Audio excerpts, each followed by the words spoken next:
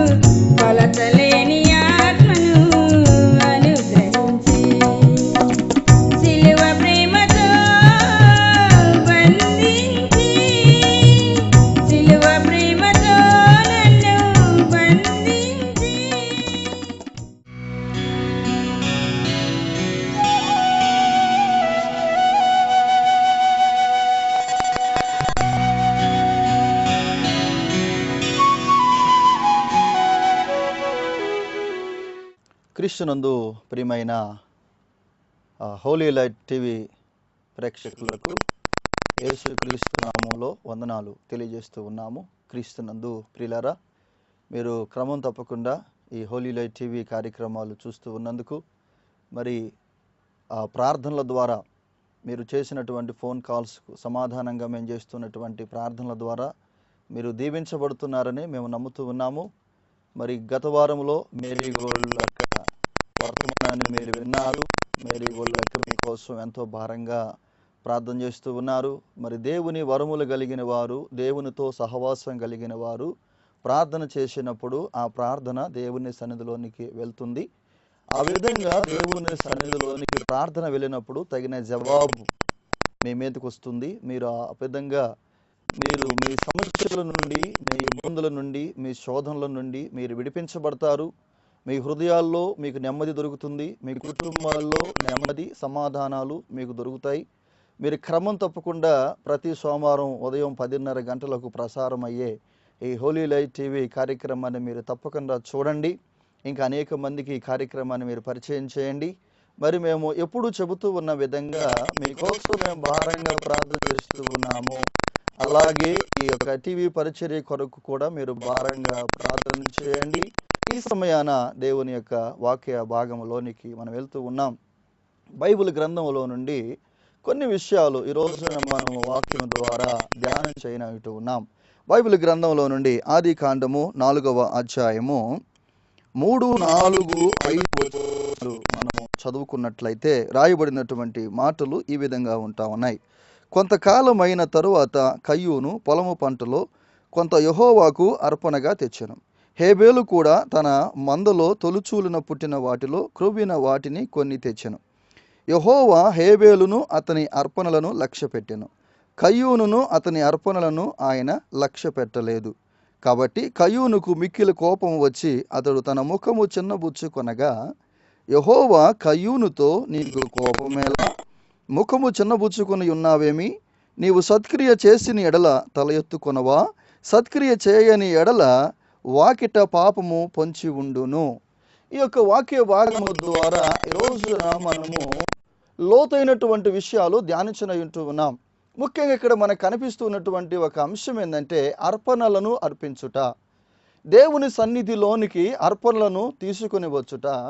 రక్షించబడినటువంటి వ్యక్తి దేవుని సన్నిధిలోనికి వచ్చేటప్పుడు అర్పణలను తీసుకొని వచ్చుట అనేటువంటి ఒక అలవాటు, ఒక ఆనవాయితీ అనేది బైబిల్ గ్రంథంలో కనబడుతుంది.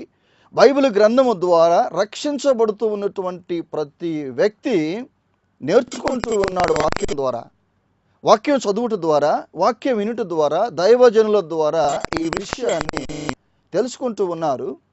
అయితే ఈ అర్పణలను మొట్టమొదటిసారిగా ప్రారంభించినటువంటి వ్యక్తి కయ్యూను. ఎందుకంటే ఆదాము హవ్వలను దేవుడు ఏదెను వనములో నుంచి గెంటేసిన తర్వాత వారు పిల్లను కన్నారు. మొట్టమొదటి వారుగా కయ్యూను, రెండవ వాడుగా హేబేలు పుట్టారు. ఆదాము హవ్వలు జంటగా 2 కుమారులను కలిగిన వారుగా ఒక చిన్న కుటుంబముగా వారు కొనసాగుతూ ఉన్నారు. మరి ఆదాము హవ్వలు దేవుని సన్నిధిలో అంటే వనములో నుంచి ఏదెను వనములో నుంచి బయటకు వచ్చిన తర్వాత వారు దేవుని యందు ఏ విధమైనటువంటి భయభక్తులు కలిగి ఉన్నారో బైబిల్లో రాయబడలేదు. కానీ వారు తన పిల్లలకు మాత్రము దేవుని భక్తి నేర్పించిన వారుగా, వారు తన పిల్లలకు దేవుని యొక్క విధానాలు బోధించిన వారుగా ఇక్కడ కనబడుతూ ఉంది. ఎందుకంటే వారు అర్పణలను తీసుకొని దేవుని సన్నిధిలోనికి వస్తున్నారు అంటే దేవునికి మనము అర్పణలను అర్పించాలనే విషయము వారికి నేర్పించారు. వారికి నేర్పించినప్పుడు కయ్యూను మరి వ్యవసాయం చేసేవాడుగా, హేబేలు గొర్రెలను కాయువాడుగా, ఇద్దరు 2 విధములైనటువంటి పనులు కలిగినటువంటి వ్యక్తులుగా వాక్యంలో మనం గమనిస్తూ ఉన్నాం. ఇక్కడ ఈ ఇద్దరు వ్యక్తులు 2 పనులు కలిగిన వారుగా ఉన్నారు. కయ్యూను పంట సమృద్ధిగా పండింది. అదే ప్రకారంగా హేబేలు గొర్రెలు మందలు కూడా విస్తరిస్తూ ఉన్నాయి. కయ్యూను తలంచాడు, నా పంటలో నుంచి కొంత తీసుకొని పోయి దేవునికి అర్పణగా ఇవ్వాలి. ఆ ప్రకారంగానే హేబేలు కూడా, నేను కూడా నాకు వచ్చినటువంటి సమృద్ధిలో నుంచి నేను గొర్రెలను కాయువాడుగా ఉన్నాను. ఈ గొర్రెలు మరి పిల్లలను పెడుతూ అభివృద్ధి చెందుతూ ఉన్నాయి. కాబట్టి తొలుచూలు పుట్టినటువంటి వాటిని, శ్రేష్టమైన వాటిని, క్రొవ్విన వాటిని తీసుకొని దేవుని సన్నిధిలోనికి వెళ్ళాలనేటువంటి తలంపు కలిగి ఇద్దరు అర్పణలను తీసుకొని దేవుని సన్నిధికి వచ్చారు. అర్పణలను తీసుకొని దేవుని సన్నిధికి వచ్చారు.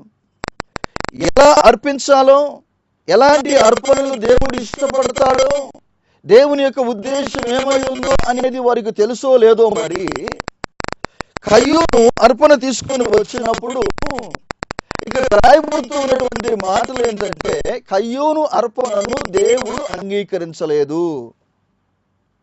తరువాత హేబేలు అర్పణ తీసుకొని వచ్చినప్పుడు హేబేలు అర్పణను దేవుడు అంగీకరించాడు. అయితే ఇక్కడ కయ్యూను అర్పణను అంగీకరించనందున ముఖము చిన్నబుచ్చుకున్నాడు. కయ్యూను యొక్క అర్పణను దేవుడు అంగీకరించినందున కయ్యూను ముఖము చిన్నబుచ్చుకున్నాడు. ముఖము చిన్నబుచ్చుకున్నప్పుడు దేవుడు కయ్యూనుతో మాట్లాడుతూ ఉన్నాడు, నీ ముఖము చిన్నబుచ్చుకున్నావేమి? నీవు సత్క్రియ చేసిన ఎడల తల ఎత్తుకొనవా?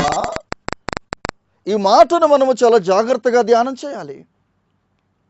సత్క్రియ చేయువాడు తల ఎత్తుకుంటాడు, సత్క్రియలు కలిగిన వాడు తల ఎత్తుకొని తిరుగుతాడు.